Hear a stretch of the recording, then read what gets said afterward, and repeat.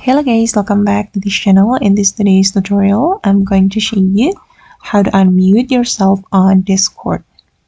Okay, let's get into it guys. I have opened my Discord, and if you want to unmute yourself, you just need to tap on this microphone. And then as you can see, now I'm muted and I'm going to unmute myself. I'm going to turn on the microphone. And I'm going to start to call someone to check my microphone. I'm just going to start a voice call.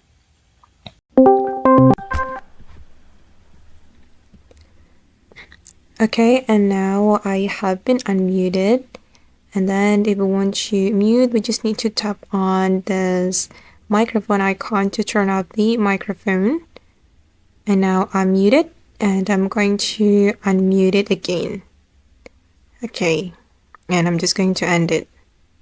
Alright guys, and that's all the way to unmute ourselves on Discord. I hope this tutorial will be useful for you. Thank you so much for watching, and if you found this tutorial useful, don't forget to hit the like button, leave your comments, and also subscribe to this channel. See you in the next video.